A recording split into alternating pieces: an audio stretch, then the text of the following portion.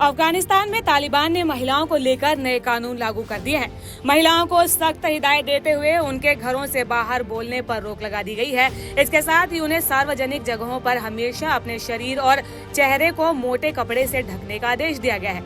अंग्रेजी अखबार की माने तो तालिबान ने इन कानूनों के पीछे की वजह देते हुए कहा है कि महिलाओं की आवाज से भी पुरुषों का मन भटक सकता है और इससे बचने के लिए महिलाओं को सार्वजनिक जगहों पर बोलने से परहेज करना चाहिए। महिलाओं के गाने पर पढ़ने पर रोक लगाने वाले तालिबान के सुप्रीम लीडर मुल्ला हिबातुल्लाह अखुंज़दा ने नए कानूनों को मंजूरी दे दी है। इन कानूनों को हलाल और हराम की 2 कैटेगरी में रखा गया है। तालिबान के इस फैसले की संयुक्त राष्ट्र संघ ने कड़ी निंदा भी की है। इसके साथ ही कई मानवाधिकार संगठनों ने भी इसे लेकर आपत्ति जताई है।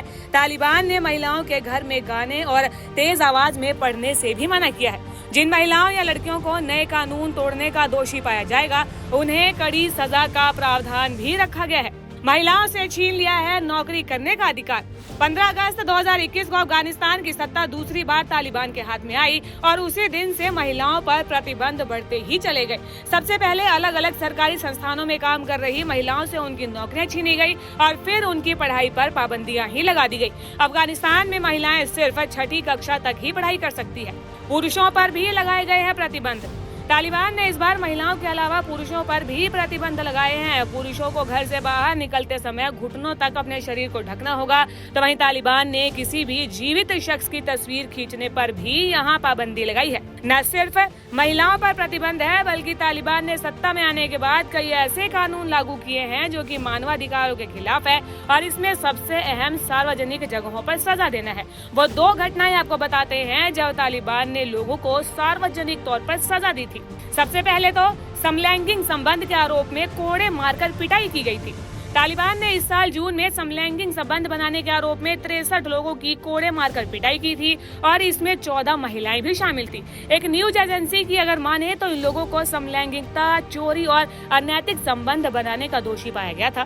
तालिबान समलैंगिकता को इस्लाम के खिलाफ मानता है। उसने सरेपुल प्रांत में स्टेडियम में पहले लोगों को इकट्ठा किया और फिर कथित आरोपी को कोड़े भी मारे। तालिबान लोगों को इस्लाम के रास्ते पर चलने को कहता है और इसके साथ ही ऐसा न करने पर सजा भुगतने की धमकी भी वो देता है।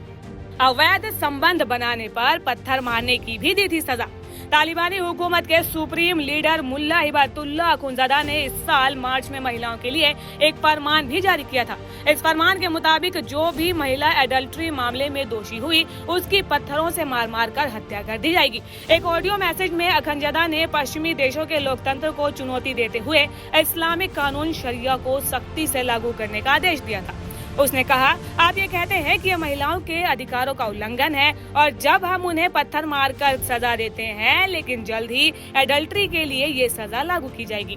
दोषी महिलाओं को सरेआम कोड़े और पत्थर मारे जाएंगे। तालिबानी नेता ने आगे कहा कि जब हमने काबुल पर दोबारा कब्जा किया, तब हमारा काम खत्म नहीं हुआ था। हम चुपचाप बैठकर चाय नहीं पियेंगे। हम अफगानिस्तान में शरिया वापस लाकर ही रहेंगे।